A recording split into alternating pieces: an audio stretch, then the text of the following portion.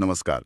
और the deep dive में आपका स्वागत है। हाँ। आज हम केमिस्ट्री की दुनिया में उतर रहे हैं और हमारा विषय है एल्कीन्स यानी अल्कीन्स। ये वो खास हाइड्रोकार्बन अणु हैं, आप जानते हैं, जिनमें कम से कम एक कार्बन कार्बन डबल बॉन्ड होता है। और यही बंधन उन्हें बहुत प्रतिक्रियाशील मतलब रिएक्टिव और उपयोगी बनाता है। आज हम खास तौर पर ये समझने की कोशिश करेंगे कि ये एल्कीन आखिर बनते कैसे हैं। मतलब हम देखेंगे कि इंडस्ट्री में इन्हें कैसे बड़े पैमाने पर बनाया जाता है और लैब में कौन से तरीके अपनाए जाते हैं। इस पड़ताल के लिए हमारे पास केमिस्ट्री से जुड़े कुछ नोट्स और लेख हैं और ये इन प्रक्रियाओं पर काफी रोशनी डालते हैं। तो हमारा मकसद है इन स्रोतों से एल्कीन बनाने की जो मुख्य विधियां हैं उनकी बारीकियों को समझना, कुछ ऐसी बातें जानना जो शायद चौंका दें और ये महसूस करना कि ये तरीके केमिस्ट्री और हमारे जीवन के लिए क्यों मायने रखते हैं। चलिए शुरू करते हैं ये खोजबीन। और एल्कीन वाकई में केमिकल इंडस्ट्री के बड़े खिलाड़ी हैं। बिल्कुल सही कहा आपने। अगर हम बड़े पैमाने पर देखें, मतलब इंडस्ट्रियल स्केल पर, तो एल्कीन बनाने के लिए मुख्य कच्चा माल है कच्चा पेट्रोलियम यानी क्रूड पेट्रोलियम और प्राकृतिक गैस, नेचुरल गैस। और जो एल्कीन सबसे ज्यादा महत्वपूर्ण है उद्योग के लिए, वे हैं एथीन, प्रोपीन और ब्यूटा 1,3 डाइन। ये सब इन्हीं, आप कह सकते हैं, प्राकृतिक भंडारों से निकाले जाते हैं। अच्छा, तो इन प्राकृतिक स्रोतों से जैसे पेट्रोलियम से ये एल्कीन निकालते कैसे हैं? मेरा मतलब है, क्या कोई खास प्रक्रिया है? हाँ, बिल्कुल। सबसे प्रमुख प्रक्रिया है क्रैकिंग। इसे पायरोलिसिस भी कहते हैं। सोचिए, इसमें एल्केन जो पेट्रोलियम में भारी मात्रा में होते हैं और जिनमें सिर्फ सिंगल बॉन्ड होते हैं, उन्हें हवा की गैर मौजूदगी में, ये जरूरी है, बहुत ज्यादा तापमान पर गर्म किया जाता है। कितना तापमान? बहुत ज्यादा, करीब 500 से 800 डिग्री सेल्सियस तक। बाप रे, इतना ज्यादा तापमान! तो होता क्या है इससे? इस जबरदस्त गर्मी से बड़े एल्कीन के अणु वो टूट जाते हैं, जैसे कोई लंबी चेन हो और वो टूटकर छोटे छोटे टुकड़ों में बिखर जाए। नतीजा ये होता है कि हमें छोटे एल्केन मिलते हैं, कई तरह के एल्कीन मिलते हैं और साथ में हाइड्रोजन गैस का एक मिक्सचर मिलता है। मिसाल के तौर पर, अगर हम हेक्सेन C6H14 की क्रैकिंग करें तो ये टूटकर ethene C2H4, propene C3H6, butene C4H8 जैसे कई एल्कीन और हाँ, छोटे एल्केन भी दे सकता है। ये तो कमाल है। मतलब एक चीज से कई उपयोगी चीजें बन रही हैं। बिल्कुल। और यहीं पर एक बहुत जरूरी बात सामने आती है। इथीन, जो शायद सबसे महत्वपूर्ण औद्योगिक एल्कीन है, वो मुख्य रूप से इसी क्रैकिंग प्रक्रिया से बनता है। और इथीन से क्या बनता है? पॉलीथीन। अरे हाँ, पॉलीथीन, वही प्लास्टिक जो हमारी रोजमर्रा की जिंदगी का हिस्सा है। बॉटलें, पैकेजिंग और न जाने क्या क्या। तो सोचिए, वो प्लास्टिक की बॉटल जिससे हम पानी पीते हैं, उसकी कहानी शायद इसी तरह गैस या तेल को भयंकर गर्मी देने से शुरू हुई थी। ये क्रैकिंग प्रक्रिया वाकई औद्योगिक रसायन शास्त्र की नींव है। वाह, ये कनेक्शन जानना तो वाकई दिलचस्प है। ये तो हुई इंडस्ट्री की बात, लेकिन अगर किसी को लैब में छोटे पैमाने पर एल्कीन बनाना हो तो क्या तरीके हैं? हमारे स्रोत बताते हैं कि 2 मुख्य रास्ते हैं, एलिमिनेशन यानी विलोपन और एडिशन यानी योग। पहले ये एलिमिनेशन क्या भला है, इसे समझते हैं जरा। हाँ, एलिमिनेशन अभिक्रियाओं का फंडा, मतलब बेसिक आइडिया ये है कि हम एक अणु से कुछ परमाणुओं या समूहों को निकाल देते हैं, एलिमिनेट कर देते हैं, और इससे डबल बॉन्ड बन जाता है। आमतौर पे ये परमाणु या समूह पास वाले कार्बन परमाणुओं से, मतलब एडजेसेंट कार्बन एटम से निकलते हैं। इस प्रक्रिया में कार्बन कार्बन सिंगल बॉन्ड, जो sp3 हाइब्रिडाइज्ड होता है, वो बदल जाता है कार्बन कार्बन डबल बॉन्ड में, जो sp2 हाइब्रिडाइज्ड होता है। क्योंकि ये अगल बगल के, मतलब 1 और 2 पोजीशन वाले कार्बन से होता है, इसे 1,2 एलिमिनेशन कहते हैं। तकनीकी तौर पे इसे बीटा एलिमिनेशन भी कहा जाता है, क्योंकि अक्सर हाइड्रोजन उस कार्बन से निकलता है जो फंक्शनल ग्रुप वाले कार्बन के बगल में होता है, यानी बीटा कार्बन। अच्छा, तो पहला एलिमिनेशन तरीका है एल्किल हैलाइड्स का डीहाइड्रोहैलोजिनेशन। नाम थोड़ा मुश्किल लग रहा है, पर शायद ये बता रहा है कि क्या निकल रहा है। डीहाइड्रोहैलोजिनेशन मतलब हाइड्रोजन और हैलोजन का निकलना। एकदम सही पकड़ा, बिल्कुल। इसमें एक हाइड्रोजन परमाणु और एक हैलोजन परमाणु अणु से बाहर निकलते हैं, और ये दोनों पास के कार्बन से ही निकलते हैं।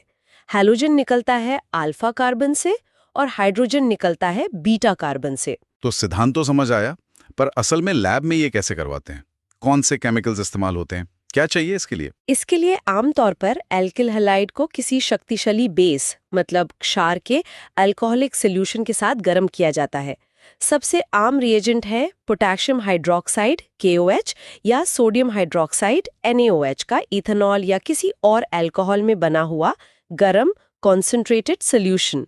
उदाहरण के लिए अगर हम ब्रोमोइथेन लें, CH3CH2Br लें और उसे अल्कोहलिक KOH के साथ उबालें तो ब्रोमीन और बगल वाले कार्बन से एक हाइड्रोजन निकल जाएगा और हमें मिलेगा इथीन CH2 = CH2। साथ में पोटेशियम ब्रोमाइड KBr और पानी H2O भी बनेंगे, वो बाय प्रोडक्ट्स हैं। ठीक है, ये तो सीधा मामला लग रहा है। लेकिन क्या हमेशा एक ही तरह का एल्कीन बनता है? क्या हो अगर एल्किल हैलाइड ऐसा हो कि हाइड्रोजन 2 अलग-अलग बीटा कार्बन से निकल सकता हो, तब क्या होगा? हाँ, ये बहुत अच्छा सवाल है और यही केमिस्ट्री थोड़ी और दिलचस्प हो जाती है। जब किसी असममित एल्किल हैलाइड मतलब अनसिमेट्रिकल एल्किल हैलाइड से एक से ज्यादा एल्कीन बनने की संभावना हो तो प्रकृति एक नियम का पालन करती है जिसे कहते हैं सेट्जेफ का नियम, सेट्जेफ्स रूल। ये नियम एक तरह से स्टेबिलिटी का नियम है। ये कहता है कि अभिक्रिया उस रास्ते को ज्यादा पसंद करती है जिससे ज्यादा स्टेबल एल्कीन बनता है। और ज्यादा स्टेबल एल्कीन कौन सा होता है? वो जिसमें डबल बॉन्ड वाले कार्बन परमाणुओं से ज्यादा एल्किल समूह जुड़े हों, मतलब मोर सब्स्टिट्यूटेड एल्कीन। मोर सब्स्टिट्यूटेड यानी डबल बॉन्ड जितना ज्यादा अंदर की तरफ होगा अणु में या ज्यादा अल्काइल ग्रुप से घिरावा होगा वो उतना ज्यादा बनेगा, ऐसा कुछ? हाँ, मोटे तौर पर आप ऐसा कह सकती हैं, बिल्कुल। उदाहरण के लिए 2-क्लोरोब्यूटेन को देखें। इसमें क्लोरीन वाला कार्बन अल्फा कार्बन है, इसके दोनों तरफ बीटा कार्बन है, एक CH3 समूह है और एक CH2 समूह है। अगर हाइड्रोजन CH2 से निकलता है तो बनेगा ब्यूट1ईन, CH2 डबल बॉन्ड CH2CH3, और अगर हाइड्रोजन CH3 से निकलता है तो बनेगा ब्यूट2ईन, CH3 डबल बॉन्ड CH3। अब सेट्जेफ नियम के अनुसार ब्यूट2ईन में डबल बॉन्ड वाले कार्बन से 2 एल्किल समूह जुड़े हैं, दोनों मिथाइल, जबकि ब्यूट1ईन में सिर्फ एक एल्किल समूह जुड़ा है, एथिल। इसलिए ब्यूट2ईन ज्यादा स्टेबल है और यही मुख्य उत्पाद यानी मेजर प्रोडक्ट होगा, लगभग 80%। ब्यूट1ईन कम मात्रा में माइनर प्रोडक्ट के तौर पर बनेगा, करीब 20%। समझ गया। तो ये नियम तो भविष्यवाणी करने में मदद करता है कि क्या ज्यादा बनेगा, ये बढ़िया है। एक और बात, क्या सभी एल्किल हैलाइड एक जैसी आसानी से ये रिएक्शन देते हैं या इसमें भी कुछ फर्क होता है? नहीं, इसमें भी फर्क है। डीहाइड्रोहैलोजिनेशन की आसानी मतलब रिएक्शन कितनी जल्दी होगी, ये एल्किल हैलाइड की संरचना पर निर्भर करती है। टर्शरी 3 डिग्री एल्किल हैलाइड्स जिनमें हैलोजन वाला कार्बन 3 और कार्बन से जुड़ा हो, वो सबसे आसानी से अभिक्रिया करते हैं, सबसे तेज। उसके बाद सेकेंडरी 2 डिग्री एल्किल हैलाइड्स का नंबर आता है जिनमें हैलोजन वाला कार्बन 2 और कार्बन से जुड़ा हो, और सबसे मुश्किल से प्राइमरी 1 डिग्री एल्किल हैलाइड्स अभिक्रिया करते हैं जिनमें हैलोजन वाला कार्बन सिर्फ एक और कार्बन से जुड़ा हो। तो क्रम है 3 डिग्री, 2 डिग्री, 1 डिग्री। ये जानना प्रैक्टिकल तौर पे काफी उपयोगी है लैब में काम करते वक्त। अच्छा, तो हमने देखा कि हैलोजन और हाइड्रोजन हटाकर एल्कीन बन सकता है। क्या इसी तरह पानी H2O को हटाकर भी एल्कीन बनाया जा सकता है, जैसे अल्कोहल से? बिल्कुल, ये एलिमिनेशन का दूसरा मुख्य तरीका है अल्कोहल का dehydration, dehydration of alcohols. Dehydration शब्द का मतलब ही है पानी का निकलना। ये भी एक बीटा एलिमिनेशन अभिक्रिया है। इसमें अल्कोहल के अणु से पानी का एक अणु H2O निकलता है, एक कार्बन से हाइड्रोक्सिल समूह और उसके पड़ोसी बीटा कार्बन से एक हाइड्रोजन परमाणु। और इसके लिए क्या इस्तेमाल करते हैं? मतलब पानी निकालने के लिए कोई खास रसायन चाहिए होगा? हाँ, इसके लिए हमें एक डिहाइड्रेटिंग एजेंट चाहिए होता है, कोई ऐसी चीज जो पानी को सोख ले या निकालने में मदद करे। सबसे आम एजेंट है सांद्र सल्फ्यूरिक एसिड यानी कॉन्सेंट्रेटेड H2SO4। अल्कोहल को सल्फ्यूरिक एसिड के साथ गर्म करने पर एल्कीन बनता है। कभी-कभी फॉस्फोरिक एसिड H3PO4 या एल्यूमिना Al2O3 जैसे दूसरे एजेंट भी इस्तेमाल होते हैं, खासकर हाई टेम्परेचर पर। क्या यहाँ भी अल्कोहल की संरचना से फर्क पड़ता है कि रिएक्शन कितनी आसानी से होगा? क्या यहाँ भी वो 3 डिग्री 2 डिग्री 1 डिग्री वाला क्रम लागू होता है? हाँ बिल्कुल। अल्कोहल के डिहाइड्रेशन की आसानी का क्रम भी वही है जो एल्किल हैलाइड के डिहाइड्रोहेलोजिनेशन का था। टर्शियरी 3 डिग्री अल्कोहल सबसे आसानी से डिहाइड्रेट होते हैं, फिर सेकेंडरी 2 डिग्री और सबसे मुश्किल से प्राइमरी 1 डिग्री अल्कोहल। क्रम वही है, 3 डिग्री 2 डिग्री 1 डिग्री। इसका एक बहुत अच्छा उदाहरण हमारे स्रोतों में दिया गया है। ब्यूटेन 1-ऑल जो एक प्राइमरी 1 डिग्री अल्कोहल है, उसे डिहाइड्रेट करके ब्यूट-1-इन बनाने के लिए हमें काफ़ी स्ट्रॉन्ग कंडीशंस चाहिए। 75% सल्फ्यूरिक एसिड और तापमान 413 केल्विन यानी करीब 140 डिग्री सेल्सियस। दूसरी तरफ 2-मिथाइल प्रोपेन 2-ऑल को देखिए जो एक टर्शियरी 3 डिग्री अल्कोहल है। वो बहुत आसानी से डिहाइड्रेट हो जाता है। इसे 2-मिथाइल प्रोपीन बनाने के लिए सिर्फ 20% सल्फ्यूरिक एसिड काफ़ी है और तापमान भी केवल 363 केल्विन यानी करीब 90 डिग्री सेल्सियस ही चाहिए। अरे मतलब टर्शियरी अल्कोहल इतनी आसानी से पानी छोड़ देता है, तापमान और एसिड की ताकत में इतना बड़ा फर्क? ये तो सीधे सीधे 3 डिग्री अल्कोहल की ज्यादा रिएक्टिविटी को दिखाता है। कमाल है। चलिए अब एलिमिनेशन के तीसरे तरीके पर आते हैं। हमने हाइड्रोजन और हैलोजन हटाए HX, फिर पानी हटाया H2O। क्या हो अगर अणु में पास पास वाले कार्बन पर 2 हैलोजन पहले से ही मौजूद हो? क्या उन्हें भी हटाया जा सकता है? हाँ, ये भी एक तरीका है। इसे कहते हैं विसिनल डाइहैलाइड्स का डीहैलोजिनेशन। डीहैलोजिनेशन ऑफ विसिनल डाइहैलाइड्स। पहले शब्दों का मतलब समझ लेते हैं। डाइहैलाइड मतलब 2 हैलोजन परमाणु। विसिनल का मतलब है कि ये दोनों हैलोजन परमाणु अगल बगल के कार्बन परमाणुओं पर जुड़े हैं, पास पास। और डीहैलोजिनेशन का मतलब है इन दोनों हैलोजन परमाणुओं को निकाल देना। सिंपल। तो इन दोनों हैलोजन को कैसे निकालते हैं? क्या चाहिए इसके लिए? इसके लिए आमतौर पर विसिनल डाइहैलाइड को जिंक धातु, जिंक मेटल के साथ किसी सॉल्वेंट जैसे एथेनॉल या एसिटिक एसिड में गर्म किया जाता है। जिंक धातु दोनों हैलोजन परमाणुओं को आप कह सकती हैं खींच लेती है। जिंक हैलाइड जैसे ZnBr2 या ZnCl2 बना लेती है और जिन 2 कार्बन परमाणुओं से हैलोजन हटे थे उनके बीच एक डबल बॉन्ड बन जाता है, तो हमें एल्कीन मिल जाता है। इसका कोई सरल उदाहरण है? बिल्कुल, जैसे 1,2 डायब्रोमोइथेन को लें। जब इसे जिंक डस्ट के साथ गर्म करते हैं तो दोनों ब्रोमीन परमाणु निकल जाते हैं और इथीन CH2 = CH2 बनता है। साथ में जिंक ब्रोमाइड बन जाता है। CH2Br CH2Br plus Zn is equal to CH2 equals CH2 plus ZnBr2। ये तरीका विशेष रूप से तब काम आता है जब हमें किसी खास जगह डबल बॉन्ड बनाना हो और हमारे पास वैसा डाइहैलाइड मौजूद हो। तो ये थे एलिमिनेशन के 3 मुख्य तरीके, HX हटाना, H2O हटाना और X2 हटाना। समझ आ गया? अब आते हैं दूसरे बड़े रास्ते पर, एडिशन अभिक्रियाएं।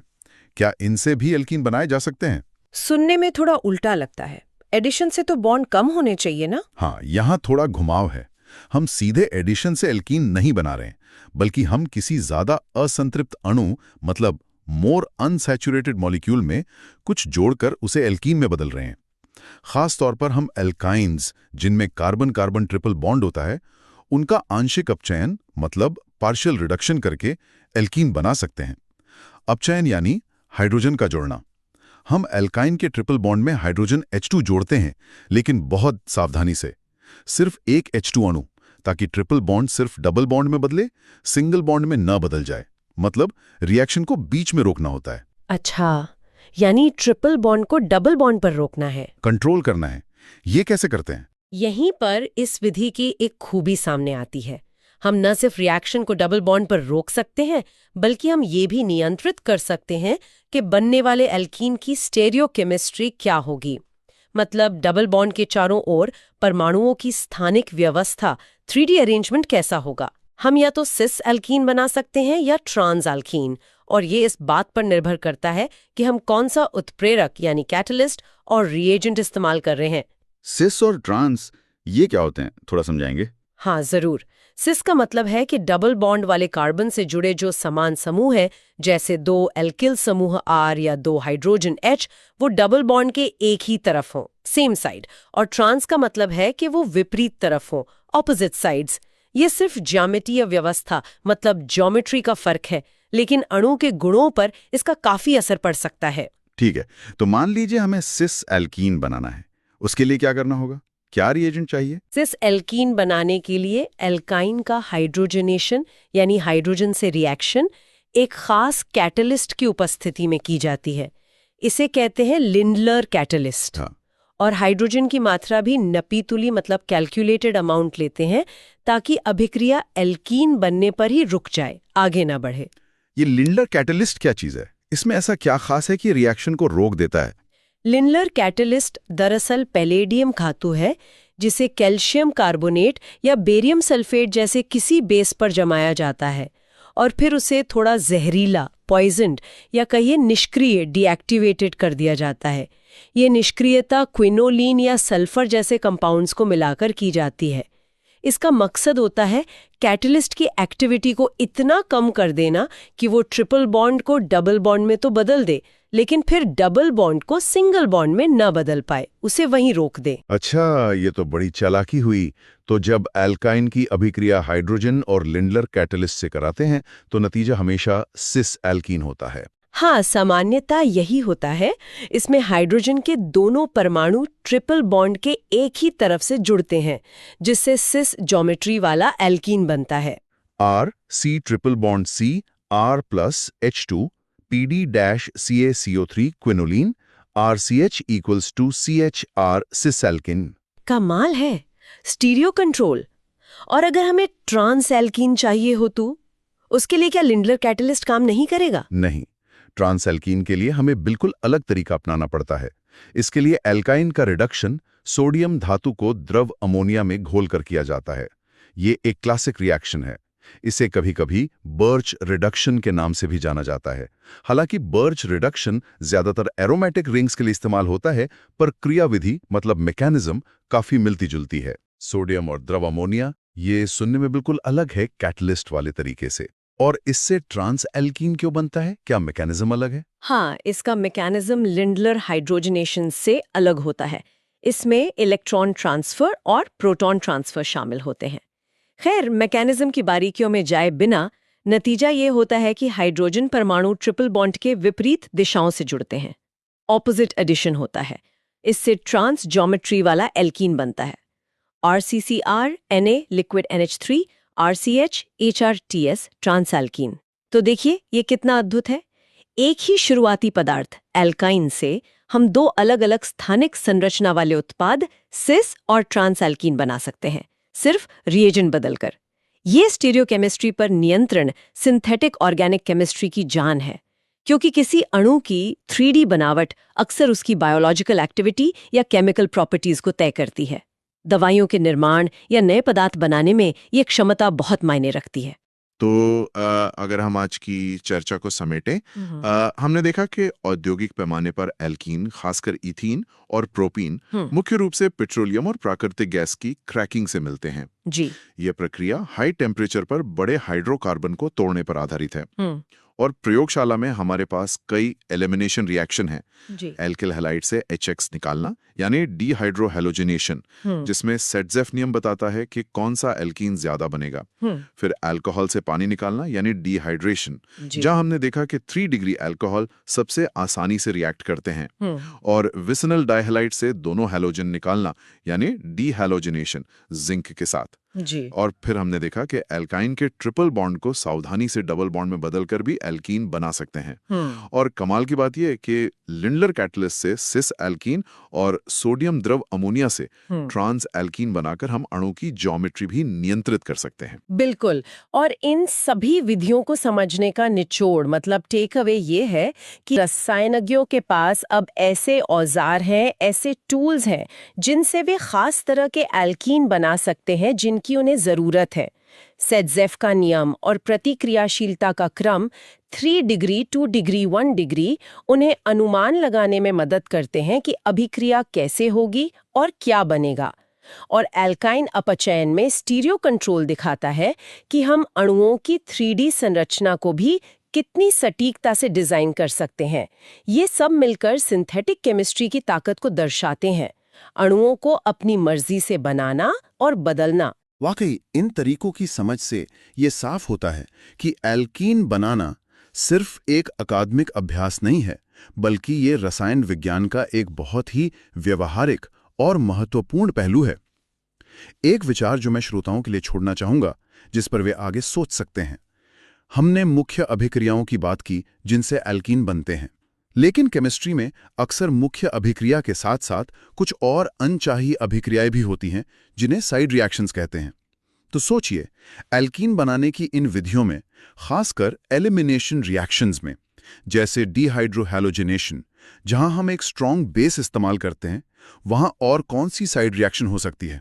क्या ऐसा हो सकता है कि बेस जो हाइड्रोजन निकालने वाला है, वो हैलोजन वाले कार्बन पर ही हमला कर दे, जिसे सब्स्टिट्यूशन रिएक्शन कहते हैं? और अगर ऐसा होता है, तो केमिस्ट इन साइड रिएक्शंस को कम करके अपने मनचाहे एल्कीन की पैदावार, मतलब यील्ड, कैसे बढ़ाते होंगे? कौन सी कंडीशंस चुनते होंगे? ये पता लगाना यकीनन काफी दिलचस्प होगा। इसी सवाल के साथ आज की ये गहरी पड़ताल यहीं समाप्त करते हैं। अगली बार फिर मिलेंगे एक और रोचक विषय के साथ द डीप डाइव पर।